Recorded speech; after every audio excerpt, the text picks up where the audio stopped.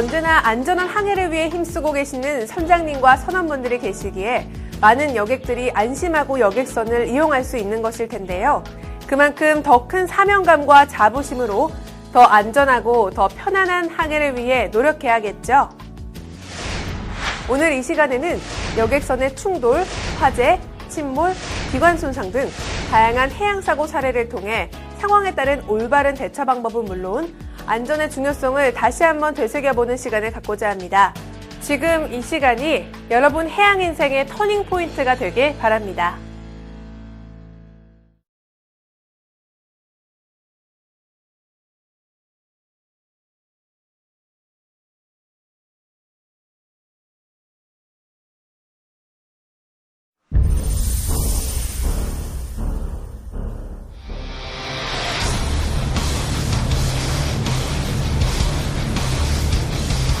야, 안개가 심해도 너무 심하네. 정말 이렇게 심해서야 이거 앞이 전혀 잘 안 보이는 것 같아.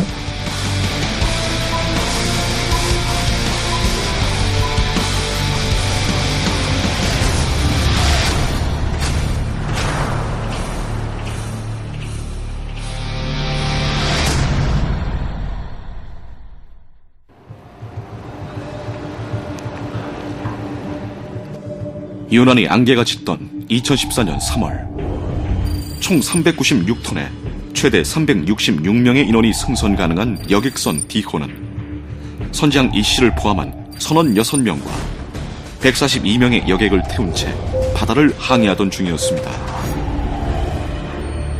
인천항 연안부두에서 출항하여 계획된 항로를 따라 백령도로 향하던 여객선 D호.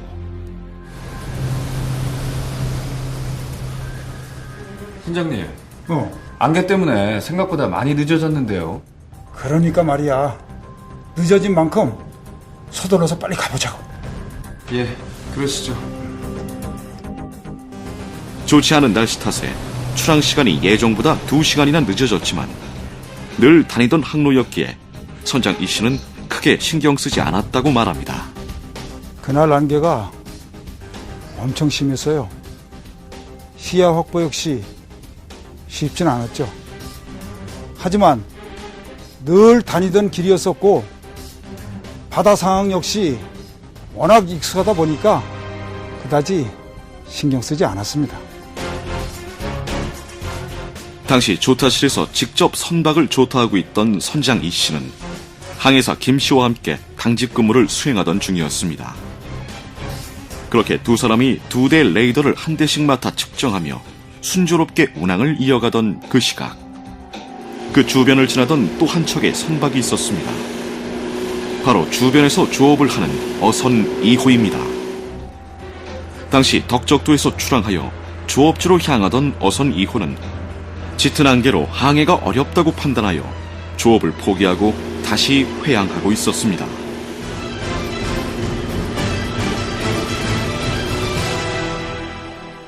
새벽에 일어나니까 날씨가 잔뜩 흐리더라고요. 또 뭐 그러다가 또 금방 깬 적도 있으니까 그래도 일단 한번 나가보자. 그래서 바다로 나왔어요. 근데 뭐 이거 시야를 확보할 수가 없어요. 도저히 안 되겠더라고요. 그래서 어떻게 배를 돌렸죠. 목적지인 백령도로 향하던 여객선 D호와 덕적도로 회항하던 어선 2호. 두 선박은 곧 벌어질 일은 상상도 하지 못한 채 각자의 길을 가르고 있었습니다. 유독 심한 안개로 인해 시정이 약 20m로 제한되었지만 여객선 D호는 여전히 최대 속력을 유지하고 있었습니다. 선장님, 앞이 이렇게 안 보이는데 너무 빨리 달리시는 거 아니에요? 이 사람이 나를 뭘로 보고. 너무 걱정하지 마라. 몇 년 동안 다니던 길이라서 그날따라 방심을 했던 건 있어요. 당연히 감속하고 무중신호를 울려야 한다고 그렇게 생각은 했었죠. 그런데 경험상 괜찮다고 판단돼서 날씨에 아랑곳하지 않고 자신의 경험을 믿는 선장 이씨의 진두지휘 아래 최대 속력으로 바다를 항해하던 여객선 D호. 선장님, 저거 뭐죠? 그거 어장부터야. 걱정하지 마. 이 씨는 곧 레이더 영상을 통해 뒤늦게 물표가 진로 전방에 있는 것을 확인하고 이를 피하기 위해 서서히 좌현으로 변침합니다. 같은 시각 어선 2호도 레이더에 나타난 물표를 피하며 항해를 이어가고 있었는데요. 선장님! 그 순간 두 선박은 바다 한가운데서 예상치 못한 충돌을 하게 됩니다. 아이, 놀랐죠, 당연히. 어장부표라고 생각했었는데 갑자기 어선이 툭 튀어나오니까 속력을 줄인다고 줄였는데 그땐 바로 코앞에 와 있더라고요. 정말 손쓸 사이도 없이 들이받고 말았습니다. 아니 갑자기 그냥 그 자연 선수 쪽에서 나타나기도 했고, 그리고 이 여객선이 얼마나 빠른지 그거 어떻게 합니까? 우연적으로 전타해갖고 그냥 주기관 다 정지시켰죠. 이미 때는 늦은 겁니다.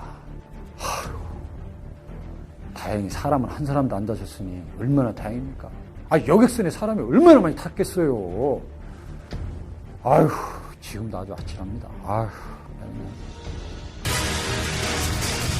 레이더 영상에 비친 서로의 존재를 단순히 어장 부표라고 여겼던 두 선박. 시계가 극히 제한된 상태에서도 기본적인 항법조차 지키지 않았던 두 선박은 결국 충돌이라는 참혹한 결과를 낳았습니다. 자칫 큰 인명피해로 번질 뻔한 아찔한 사건이었습니다. 이 충돌 사건은 안개가 낀 무중에서 발생한 것으로 항법을 지키지 않아서 발생한 사고입니다. 가장 많이 착각하는 것이 횡단항법이 무중에도 적용된다고 생각해서 자신이 유지선이라고 피하지 않고 가만히 있는 것입니다.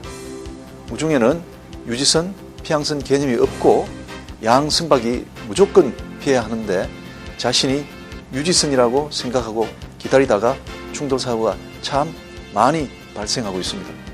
올바른 항법을 숙지하여 안전한 항해를 해야겠습니다. 여러분, 안전항해 기원합니다. 언제 어디서나 방심은 금물. 순간의 방심이 혹시 모를 사고를 불러올 수 있는 만큼 항해 중에는 늘 긴장을 늦춰선 안 되는데요. 특히나 안개, 눈, 비 등으로 시계가 제한될 때는 더욱 유의해야겠죠. 그렇다면 시계 제한 시 올바른 예방 대처 방법은 무엇인지 함께 알아보도록 하겠습니다.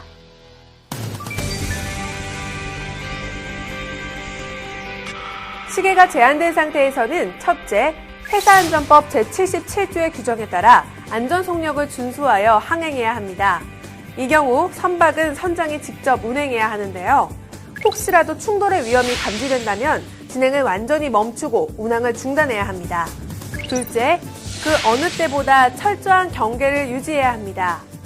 전시자를 추가 배치하고 레이더를 철저히 관측하며 만약 선박에 레이더가 없다면 반드시 항행을 중지해야 합니다. 셋째, 시계가 제한된 수역이나 그 부근에서 항해 중인 모든 선박은 회사안전법 제93조의 규정에 의해서 밤낮에 관계없이 규정된 무중 신호를 울려야 합니다. 넷째, 어떠한 경우에도 상대 선박의 침로 전방으로 변침하거나 충돌의 위험이 있는 경우 좌현으로 변침해서는 안 됩니다. 만약 사고가 발생했다면 먼저 상대 선박의 선명과 선적항을 확인하고 인명구조에 최선을 다해야 합니다. 그 다음 사고 부위를 조사하고 피해 범위에 대한 방수 조치 등의 응급 조치를 이행해야 하는 것도 중요한데요. 피해 범위가 큰 경우 기관을 후진하면 침몰될 우려가 있으므로 사고 부위를 정확히 확인한 후 선박을 분리시켜야 하고 관계기관에 보고하여 상황이 원활히 정리될 수 있도록 조치를 취해야 합니다.